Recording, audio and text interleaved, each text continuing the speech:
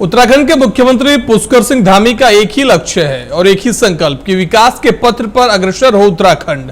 और अपने इसी लक्ष्य और संकल्प को पूरा करने के लिए सीएम धामी हर संभव प्रयास करने में जुटे हुए हैं। ग्लोबल इन्वेस्टर समिट्स को सफल बनाने के लिए जहां सीएम धामी ने भारतीय निवेशकों को ध्यान उत्तराखंड की तरफ खींचा है, तो वहीं पर विदेशों से भी हम पर निवेश लाने में सीएम धामी सफल रहे। इसी पर देखिए हमारी एक खास रिपोर्ट।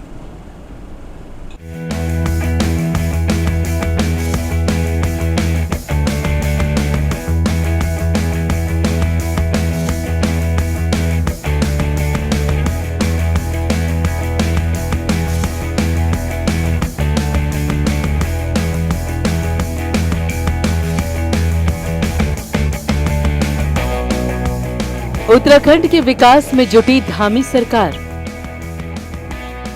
देवभूमि को देगी नया आकार, नई पहचान। ग्लोबल इन्वेस्टर समिट से सफल होगा सीएम धामी का प्रयास। सवरेगा उत्तराखंड, निखरेगा उत्तराखंड।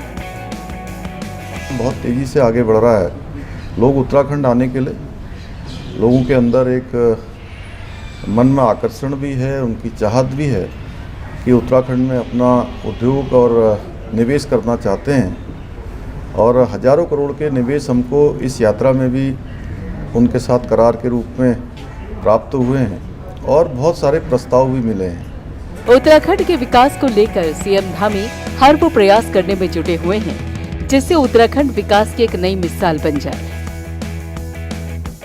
अपने सपनों का उत्तराखंड बनाने के लिए जहां सीएम धामी दिन और रात एक कर चुके हैं, वहीं पर अपनी टीम को भी ग्लोबल इन्वेस्टर समिट को लेकर टारगेट दे दिया है ताकि निवेश उत्तराखंड में ज्यादा से ज्यादा आए और उत्तराखंड विकास की सीढ़ियों को तेजी से चढ़ता चला जाए।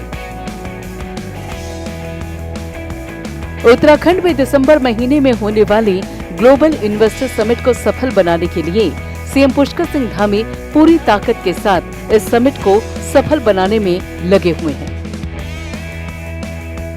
राज्य में ज्यादा से ज्यादा निवेश आ सके, इसके लिए धामी प्रयास कर रहे हैं।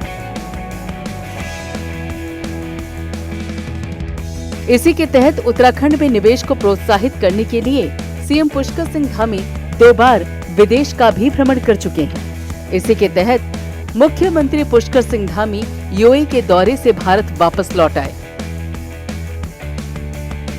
दिल्ली पहुंचे मुख्यमंत्री पुष्कर सिंह धामी ने प्रेस कॉन्फ्रेंस कर कहा कि उनका ये दौरा काफी सफल रहा। यूएई में कुल 15,475 करोड़ के एमओयू साइन हुए हैं। निवेशकों में काफी उत्साह है और निकट भविष्य में हम देश के अन्य शहरों में भी इस प्रकार के निवेशकों के साथ संवाद करने वाले हैं, रोड शो करने वाले हैं और ये काम हमारा निरंतरता से चलेगा। हमारा इस बार पूरा ध्यान, पूरा फोकस है कि हम जब तक हमारा ये सम्मेलन आयोजित होगा 8 और 9 दिसंबर को, उससे पहले जो करार हैं उन सभी को धरातल पर उतारें, उसकी ग्राउंडिंग करें और उसको लेकर हम लगातार आगे बढ़ रहे हैं। और इस दौरान हमें बहुत सारे सुझाव भी प्राप्त हुए हैं, उन सुझावों पर भी हम बात करेंगे। जितने निवेशकों के द्वारा हमारे साथ करार हुए हैं और प्रस्ताव आए हैं, उन सभी का हम आकलन करने के बाद आगे बढ़ेंगे कि उत्तराखंड राज्य के लिए कौन से उपयोगी हैं, कौन से लॉन्ग टर्म में फ़ायदेमंद हो सकते हैं और जो हमको निवेश के साथ साथ उत्तराखंड के अंदर रोजगार को भी जुटाने का काम करें, वहाँ के लोगों की आजीविका को भी बढ़ाने का काम करें।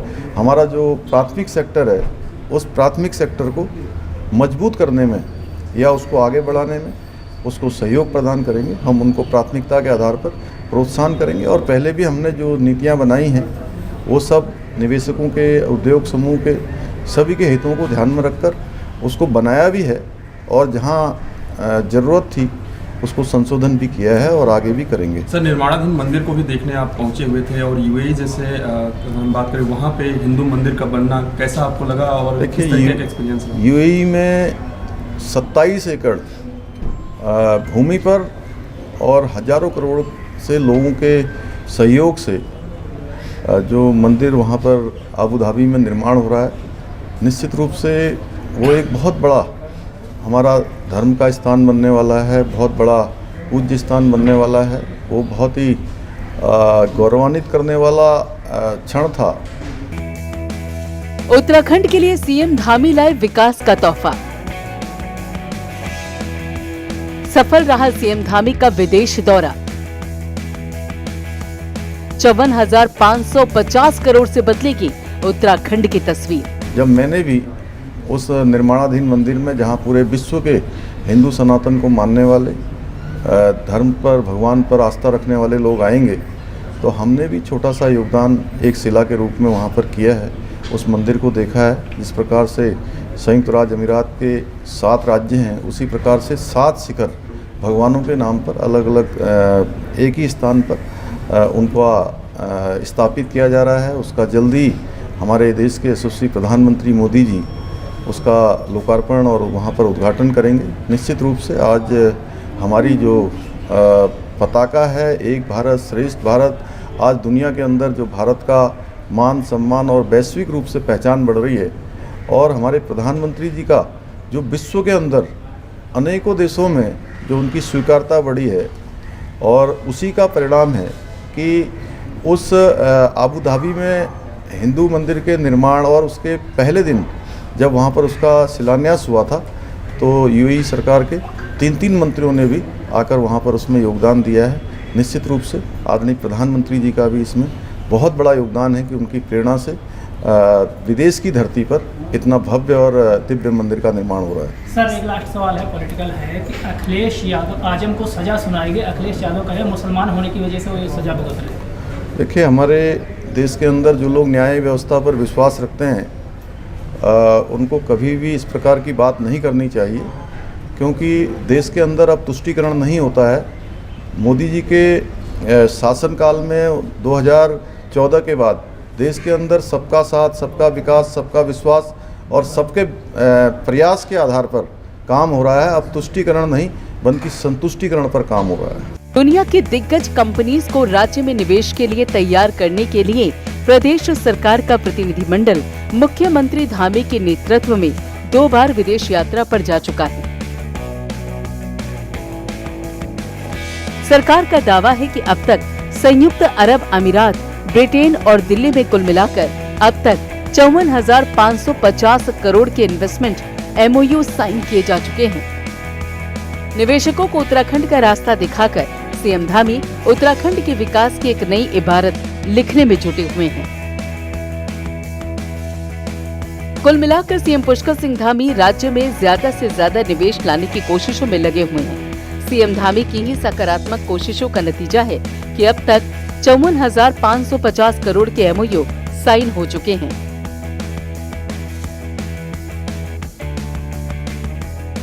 और निवेशक उत्तराखंड का रास्ता देख भी चुके हैं और समझ भी चुके हैं कि अगर उनका कहीं पर फायदा है तो उत्तराखंड में है। और ये फायदा न सिर्फ निवेशकों के लिए है बल्कि उत्तराखंड में रहने वाले लोगों के लिए भी है, क्योंकि अगर उत्तराखंड में निवेश आएगा तो विकास भी चारों दिशाओं में होगा। प्राइम न्यूज के लिए देहरादून से पवन दीक्षित और दिल्ली से आंचल यादव की रिपोर्ट।